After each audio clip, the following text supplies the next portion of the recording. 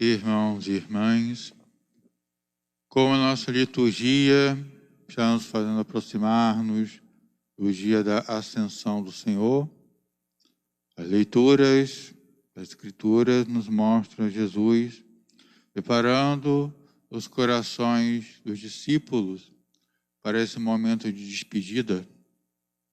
E é feita aos seus discípulos justamente o quê? A promessa da vinda do Espírito Santo.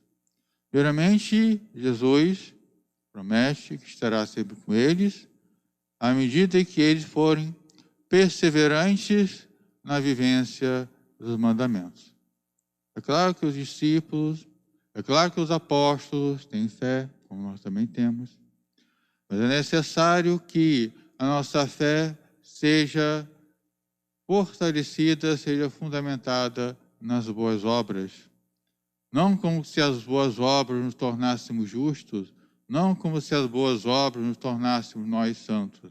Mas por quê? Porque é a nossa fé em Cristo que nos santifica. Mas não lembramos daquela passagem que nos ensina que a fé sem obras é morta. A fé sem obras, a fé só de boca, a fé sem ter o fundamento da vivência cristã, se torna uma fé morta, uma fé só de palavras, mas nunca de atitudes de vida, nunca de conversão de vida. Então Jesus se faz presente na vida dos seus discípulos, ele se faz presente espiritualmente, fortalecendo-os na medida em que expressam o seu amor por ele. E como é que eles os expressam? Gritando, fazendo orações chamativas, falando bem alto, pulando, fazendo gestos nas assembleias de oração? Não. Vivendo o dia a dia o Evangelho.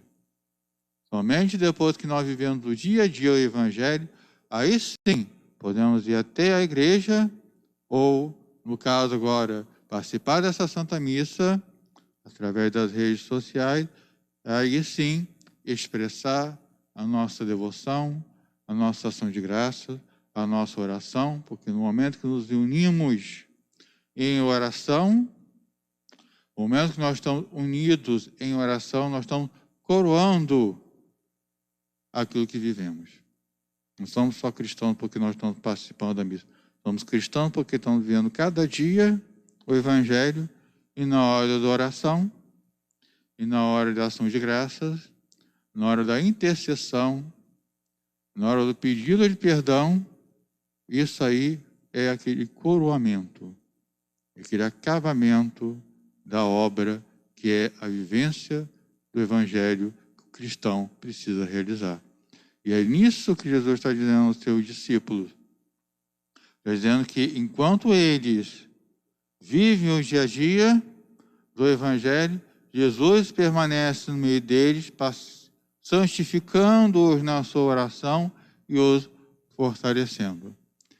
Mas essa perseverança não é fruto simplesmente da nossa boa vontade, porque nós somos fracos, nós sabemos disso. Então, o que Jesus faz? Ele diz e promete: vou rogar ao Pai, eu vou me afastar, vou voltar ao Pai, já fiz a minha obra, fiz o que tinha que realizar, agora vou me afastar e rogar ao Pai que mande para vocês outro defensor. Algumas traduções colocam outro paráclito, outro defensor, outro advogado. Como assim outro advogado? É porque Jesus, de certa forma, Jesus é o primeiro paráclito. Antes do Espírito Santo, Jesus foi mandado. Ele é o primeiro defensor. Ele é aquele que veio, tornou-se homem, tornou-se pessoa como nós, sofreu na cruz para nos salvar, e agora ele se afasta, fez o seu trabalho, e ele se afasta e vai mandar um outro defensor, o Espírito Santo.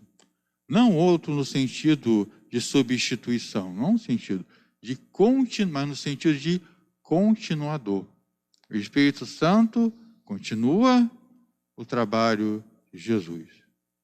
O que o Espírito Santo faz aqui de acordo com a promessa de Jesus no Evangelho? Ele vem ser o outro defensor, continuar a presença, o trabalho de Jesus. É aquele que vem santificar aquele que quer viver a palavra. O Evangelho. Seguir o Evangelho da salvação e levar o Evangelho para a salvação de outros. E é aquele que vem para lembrar, para ensinar. Ensinar o quê? Lembrar aos discípulos aqueles que eles escutaram antes da palavra de Jesus e orientá-los a partir daqui diante na caminhada da igreja. Quantas e quantas vezes na própria Sagrada Escritura, no próprio Evangelho, nós vemos aquela expressão: na hora os discípulos não entenderam, mas depois compreenderam. Os discípulos, Pedro, Tiago e João, subiram com Jesus no monte, ele se transfigurou, fizeram ver todos aqueles fenômenos, todas aquelas manifestações, desceram sem entender nada daquilo que eles participaram. Só depois é que eles compreenderam. Passaram, viram a paixão de Jesus. Só depois eles foram compreender. Viram Jesus ressuscitado. Só depois que eles foram compreender. E esse é um pouco nós também. Levamos um pouco de tempo para compreendermos as coisas. Uma pessoa que a gente pensa que conhece agora, só lá na frente a gente começa a compreender como é que é aquela pessoa.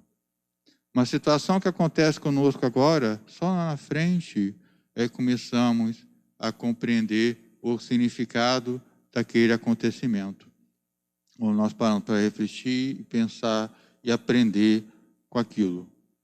A mesma coisa dos discípulos. Só que no caso dos discípulos, eles não entendiam a dimensão maior da salvação e todos aqueles acontecimentos que eles presenciaram de Jesus. Seus milagres, seus gestos de perdão, a sua pregação, essas brigas ali, aquelas discussões com os fariseus, tudo aquilo eles simplesmente assistiam, confiavam, reconheciam, iam até ele, mas não compreendiam. E para amar algo, irmãos e irmãs, é necessário nós compreendermos. Você não ama o que você não compreende. Você não ama aquilo que você conhece. Você pode não compreender tudo, mas você tem aquela intimidade, aquele conhecer, ele partilhar a vida com aquela pessoa. Então, como você conhece, você mais ama. Quanto mais conhecemos Jesus, mais nós o amamos.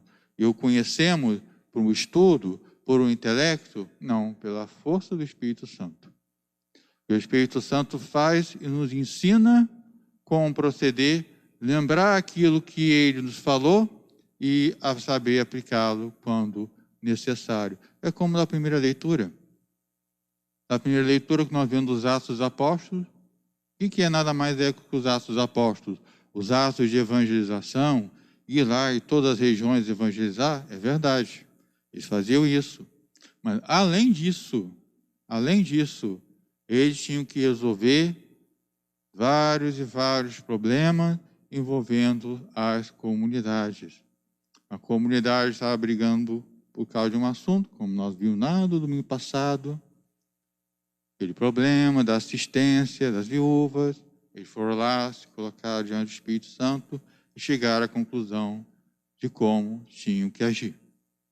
Essa leitura, encontraram uma comunidade que ainda não havia recebido a plenitude do sacramento, da presença do Espírito Santo. Eles foram lá impor as mãos sobre eles, para que aquelas pessoas recebessem a plenitude do Espírito Santo, que nada mais era do que o sacramento da crisma, que muitos de nós recebemos. Muitos de nós já recebemos o Espírito Santo em nós.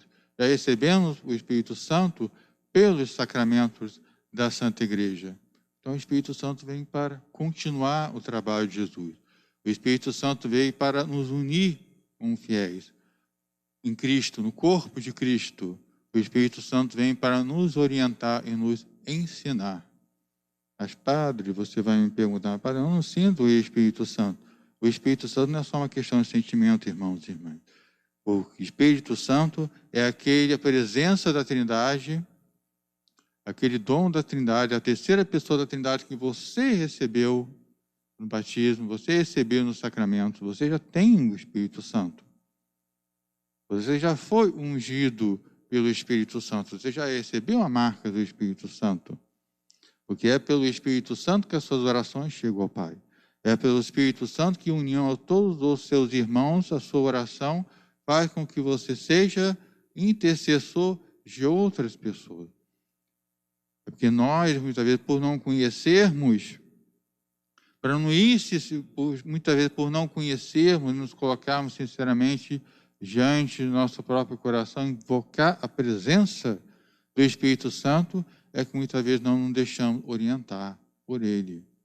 Mas o Espírito Santo que já se encontra em nós, que o Senhor Jesus prometeu e Ele realizou e entregou esse dom à sua igreja, e ela é aquela que transmite, continua a proporcionar esse dom a todos, aqueles que querem recebê-lo. Que o mundo não quer receber o Espírito da verdade. O mundo prefere ficar nas trevas. Então o mundo sempre se colocará em oposição, os desejos dos homens sempre se colocarão em oposição aos planos de Deus. Mas ainda assim, os planos de Deus ainda assim insistem em se manter. Por quê? Porque ainda que muitos digam não, alguns dizem sim. A estes que se dizem sim, estes que querem se guiar pela palavra do Evangelho, se colocam sob a ação de Deus para lhes orientar e lhes conduzir. Então, esta promessa, irmãos e irmãs, Jesus está falando aos seus discípulos. Ele vai se afastar, ele vai se colocar como ausente, ele não vai estar mais visível, mas o Espírito Santo virá. O outro Paráclito, o outro defensor, e outro porque está na mesma condição, no mesmo nível de Jesus, porque ele também é a pessoa da Trindade. Nossa fé é a fé na Santíssima Trindade. Esse outro defensor, esse outro Paráclito virá para continuar o trabalho de Cristo. Continuar o seu trabalho que Cristo já havia realizado, mas que conduzirá agora, levando e conduzindo a sua igreja. Levando e conduzindo os fiéis cristãos. Então não nos desesperemos. Saibamos que carregamos esta presença divina em nossos corações. Nós é que poucas vezes nos colocamos realmente diante dele, pedindo a sua orientação, pedindo a sua força, pedindo que ele nos lembre, não lembre só no sentido de memória, mas nos lembre no nosso coração, na nossa alma, as palavras de Cristo, que são palavras de vida eterna, são palavras de salvação. E esse mesmo Espírito Santo, que agora está unindo os nossos corações, nesse momento de oração, porque estamos participando dessa Santa Missa, estamos elevando para Ele, elevando ao Pai, nossos rogos, nossos pedidos, nossas intenções, nossos pedidos principalmente de saúde e esperança por aqueles que estão doentes, esperança para esses momentos tão tristes que todos nós estamos passando, e pedindo que o Santíssimo Espírito Santo, que está dentro do nosso coração, que nós sabemos que está ali, que nos dê serenidade, que nos dê força, que nos dê segurança, que nos dê esperança. Não nos dê ilusões, mas nos dê esperança. Esperança de que, apesar de tantas nuvens escuras à nossa volta, sabemos que o sol de Deus brilha para nós, para nos orientar. Louvado seja nosso Senhor Jesus Cristo. Para sempre seja louvado.